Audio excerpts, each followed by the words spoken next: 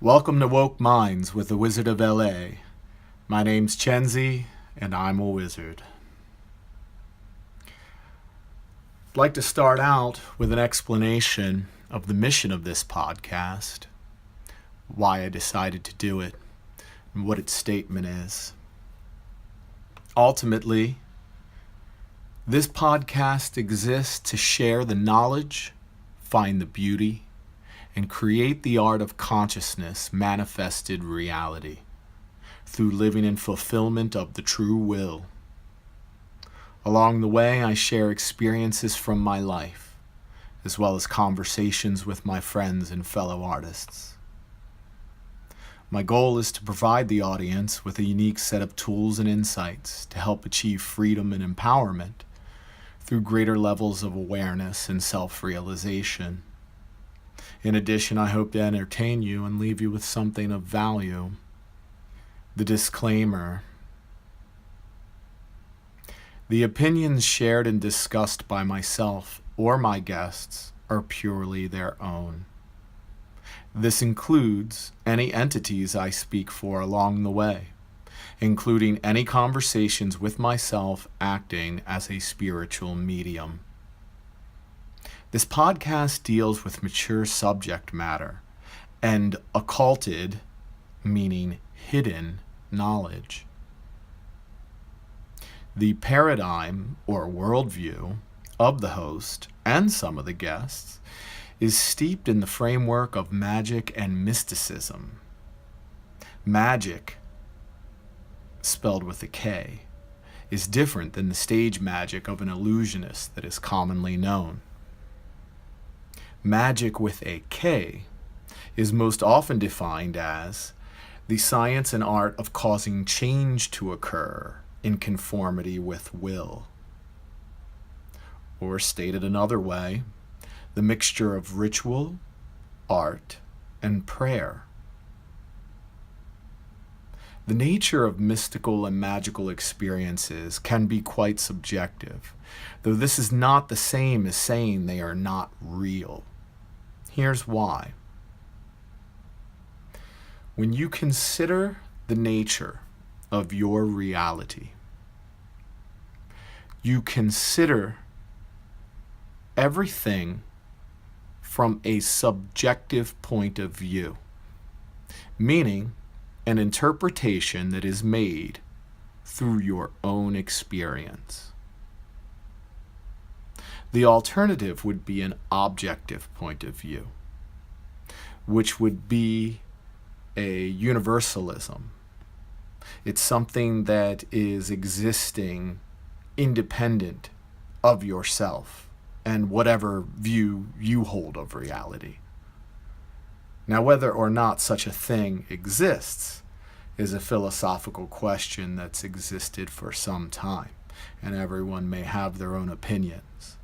Though what is easier to see is that subjective reality surely exists, and we can see this anytime we notice that a decision is being made specifically through the reality of the individual that is interpreting it.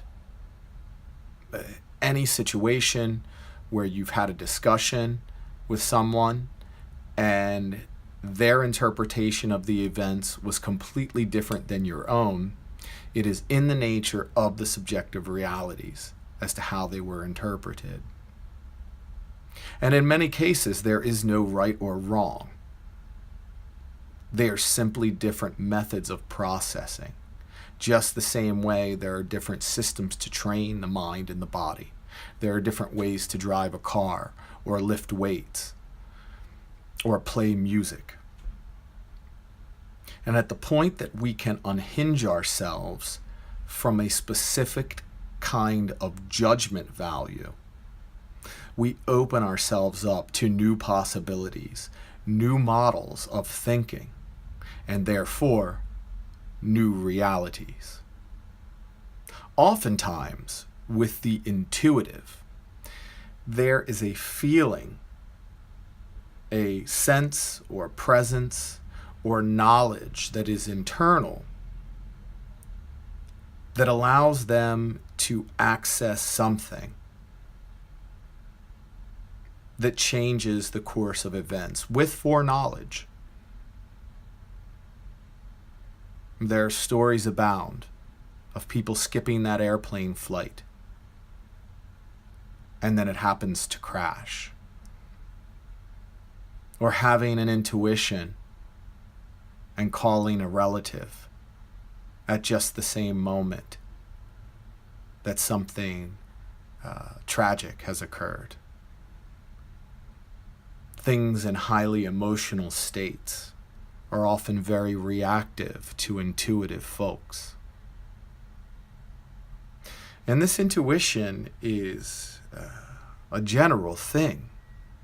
It exists among all. Some have a more aligned development of this, though it's trainable as well, just like athletics. So at the point that we can recognize that these experiences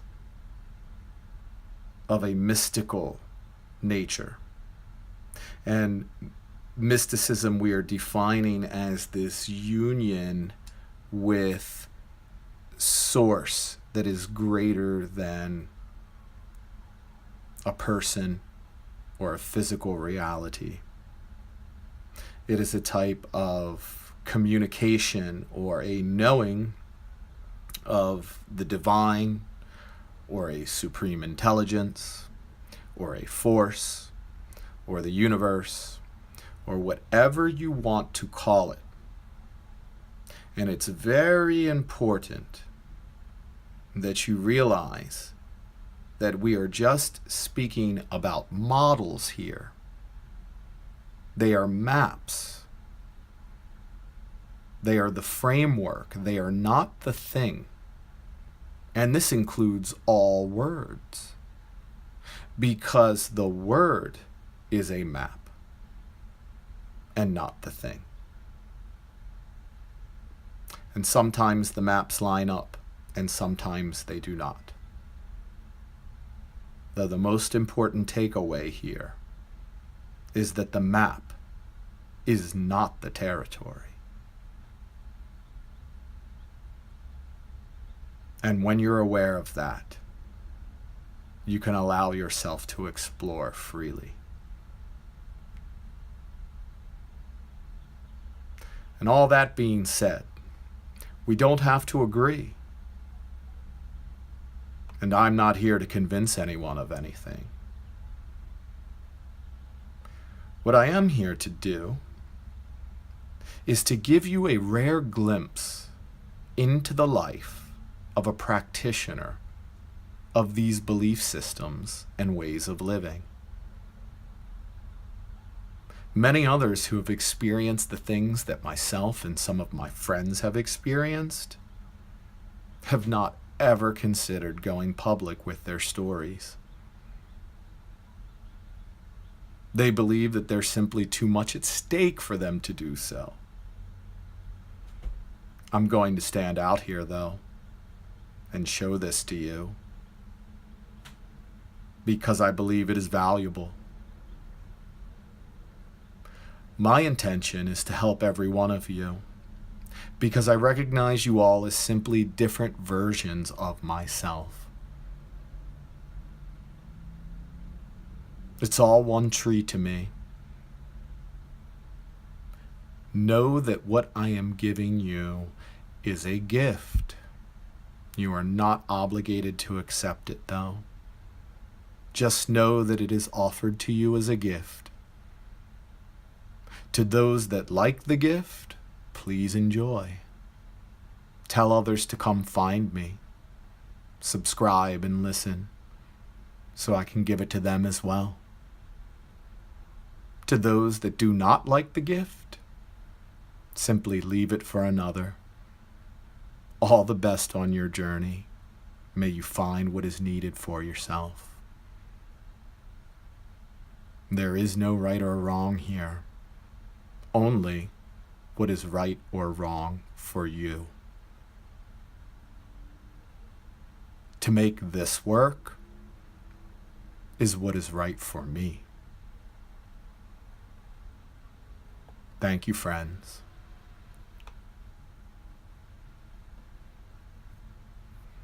So who am I? It's easier to answer this question over the course of our talks together. The insights and the experiences that created me are not the sum of who I am, and yet they are relevant. What I mean by this is that I've lived many lives within this very one, different lives, reinventing myself along the way, taking different names sometimes, and very different experiences. I have a background in holistic health, energy work, alternative medicine and therapies, occulted knowledge, things that I was discovering as a young child based on what I was exposed to.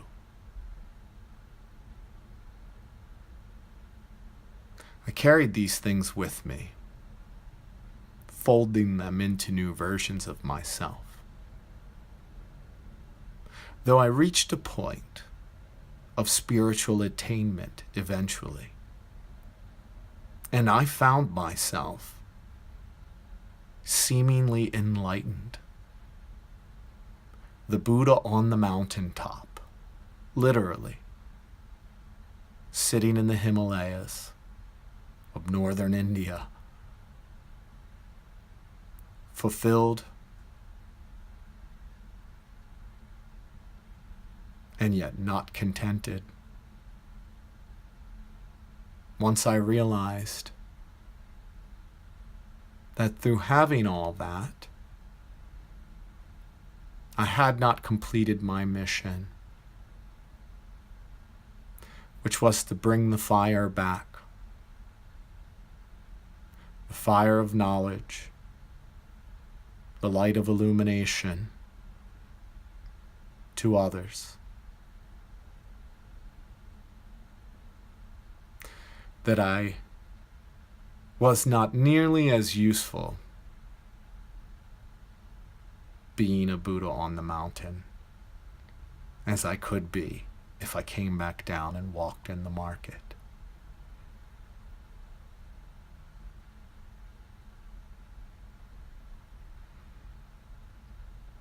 So I came back to the world of people after I had walked away.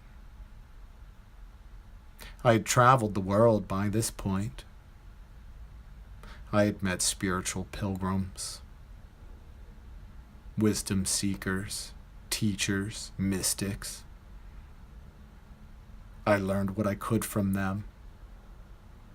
I went to sacred sites and monuments all over the planet. I touched the objects, the artifacts. I walked in the ashes of great empires. I felt their resonance, their vibration. I spoke with the trees. I talked to the dust. I listened.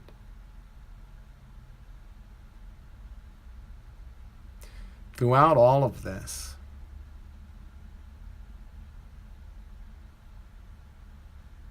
I felt it necessary to come back and to give a knowledge and a healing to others in need. Because the reason how I ended up on that journey was from being very ill myself.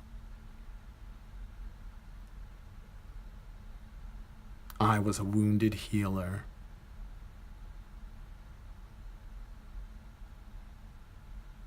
When you're wounded, you look for answers wherever you can find them.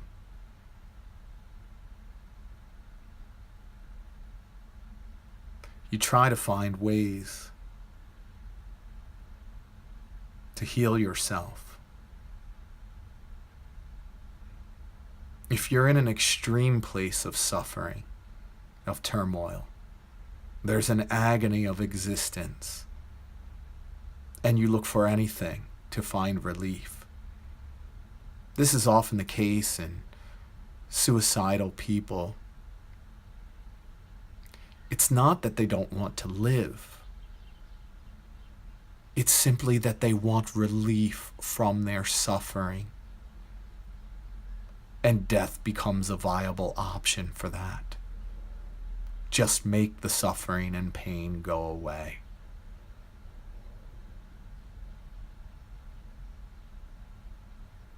In a world without pleasure,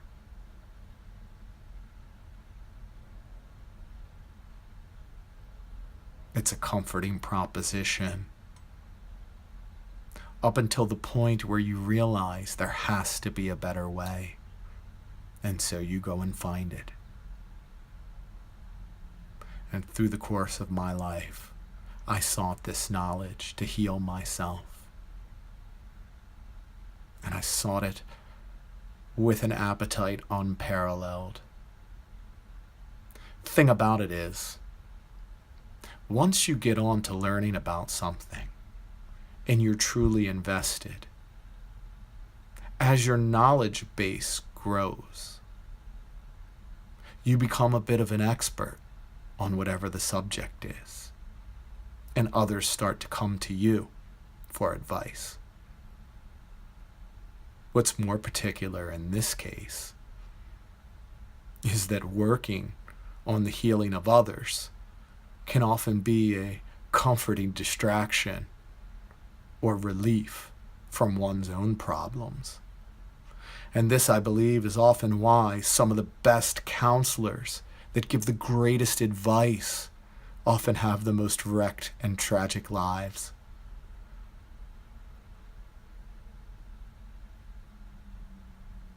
It's okay, though. In a place of wounded healers, healing the other heals the self.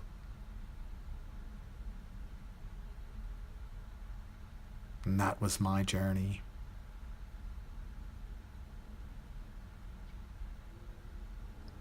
So I came back.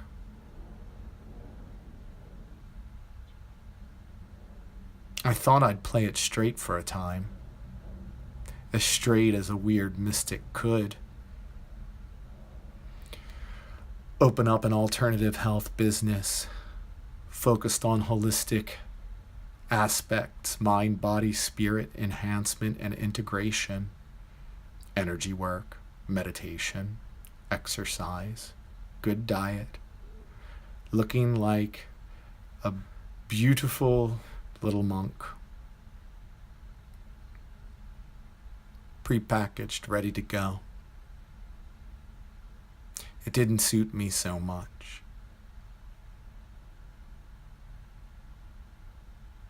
It felt contrived. There was a part of me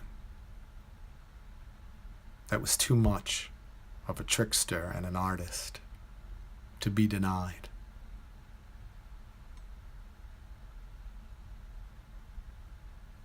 And so I came to find myself reinvented in a whole new way. A lot of this had to do with an observation that I had made when on my mission to help others. That entertainment was often the key, the Trojan horse, if you will, in order to create a knowledge or a learning.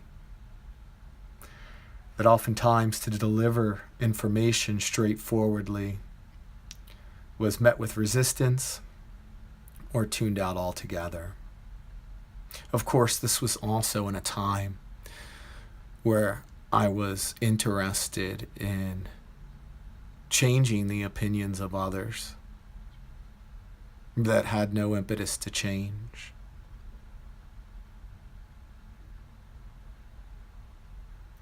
It's a reminder of the old Rumi quote, Yesterday I was foolish and tried to change the world. Today I am wise and change myself.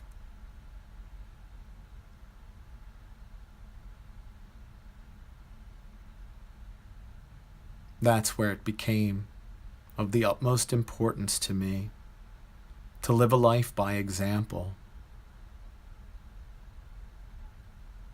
to create something to inspire others, that if I lived within means of the true will of my true life's purpose for being here, that it could inspire others to do the same.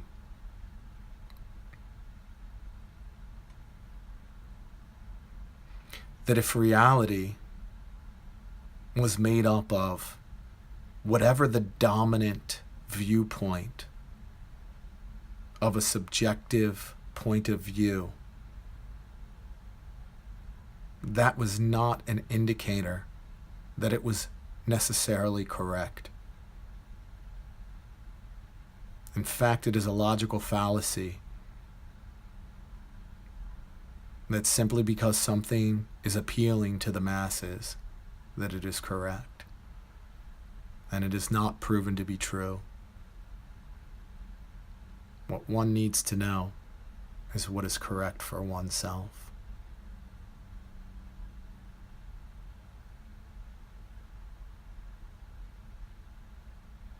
I think at the time of this recording, I've created a legacy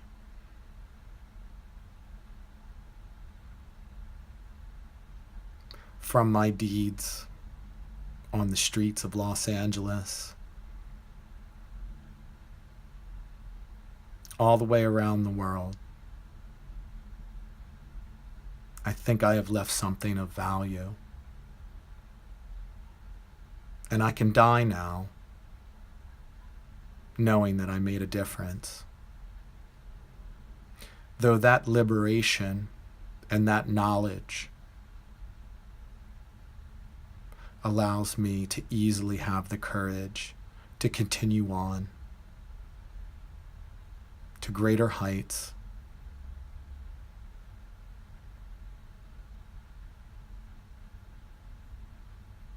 and that is how I've come to you through this recording.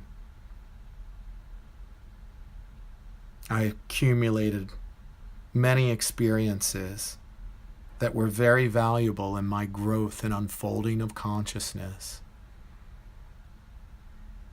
People that are called wise often are the first to say that they know nothing. And this is true most assuredly. Though people that are regarded as wise had to start somewhere. And you may be one of those that's listening now. That you are with me, listening, shows that there is a resonance, that you are a type of wisdom seeker. And you are the one I wish to throw a lifeline to. Because you are me. And you were me.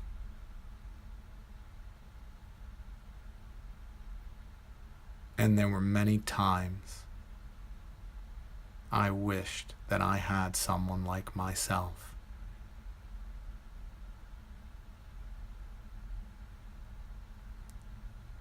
To help point me to the path,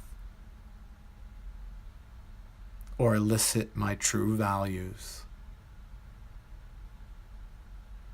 or hold the space for me, because I knew my own answers once I was willing to examine myself thoroughly and look inwardly. And you do as well. You know all of your own answers, and you just need to access them. And I'm here to help do that, which I believe is the best kind of teacher. because I'm not here to tell you or give you the answers. Only the mirror for you to look inside and find them yourself. Then you can truly know.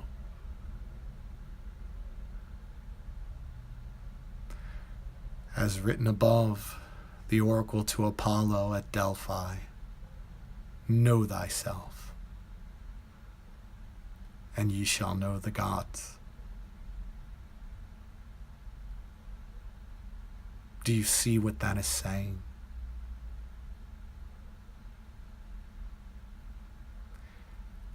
That the proportionate level of self-knowledge that you have affects your ability, your entire reality.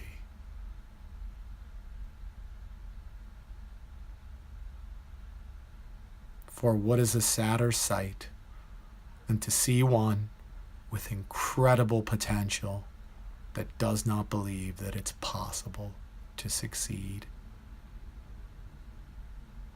We've known these people, we've loved these people, and we've thought to ourselves, if they just listened to me, if they just did what I told them to do. And it's simply not the way. Because no teacher truly teaches anything.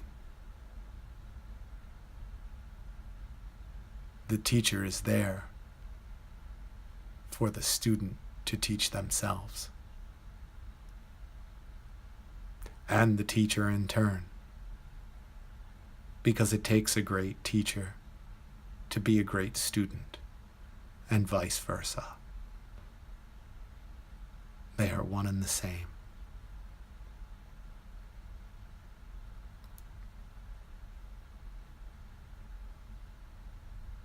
So I'm doing this in the interest of creating the world that I want to live in, of being of service to others, of being on my purpose and my mission, because it fulfills me when I see someone has that aha moment, when the light bulbs are going off, flickering on in their heads. And I know all those looks. I experience those looks. That inner knowledge. That intelligence that is experienced beyond words. And this is gnosis.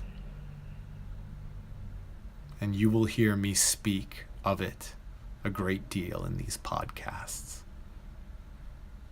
Because it is an internal knowing. It is a knowledge and a type of wisdom which is an application of that knowledge.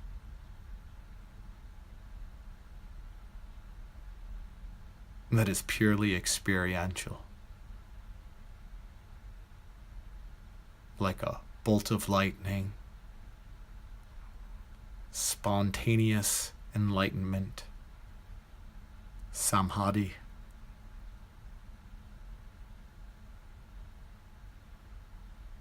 whatever you want to call it. It's self-knowledge, and there are ways to cultivate it. And through the course of our time together, I hope to confer some of these methods that I've used, as well as that of some of my friends, so that you can do this.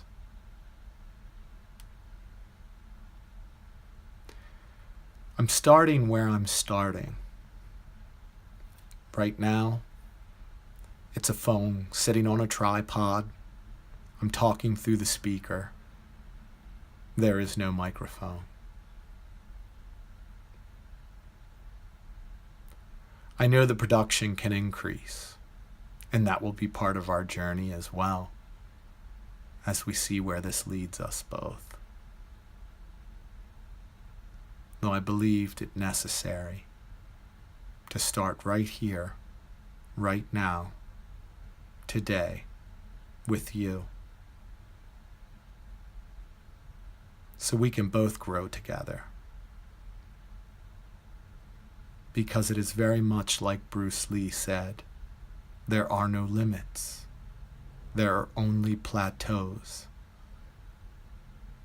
And if we put those limits on ourselves, in our work, in what we do, we will not progress. We must overcome the limitations and rise to greater heights. So how can it improve? I think through feedback, letting me know what you want to know about. Because we're going to dive deep into many different topics. Some of them are very off the board as far as the mainstream goes. The presentation style is designed to be empowering to the audience. So even if it gets intense, the intention is coming from a pure place of healing. It is very important that you know that to integrate oneself fully is how to reach the higher level. That means being whole and recognizing that you're not half of a mountain, that you have a sunny side and a shadowy side. Carl Jung was once quoted as saying, "I'd rather be whole than right."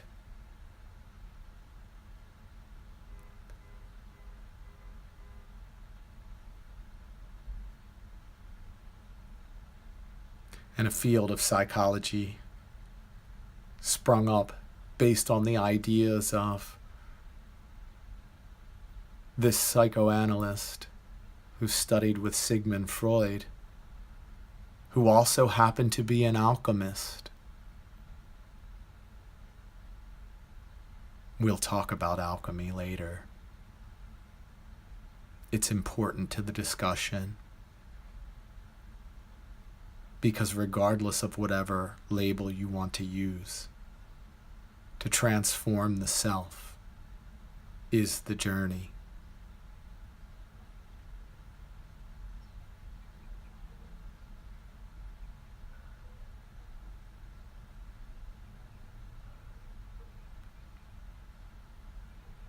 I'd like to conclude this podcast by giving you something useful to take away beyond the words, beyond the ideas that we'll explore. An actual exercise of directed intention. We'll have time to explain how this works or why this works, or at least to discuss it, if not come away with a final answer. Though for now, let's create an intention together through our consciousness, through the thing that exists in us that is beyond our body, it is beyond the brain. And let's create this directed intention together that we find our mutual fulfillment and gnosis on our journey, that we are successful in healing ourselves, finding happiness and support. And that while we all may have had intense, even traumatic experiences, that we are not bound by those any longer. And that, just like any weight, we can simply put it down, let it go, and move forward. The first step to fill the cup of knowledge is to empty the old cup. It is with the empty cup, the one that has nothing inside of it, that it can be filled with everything.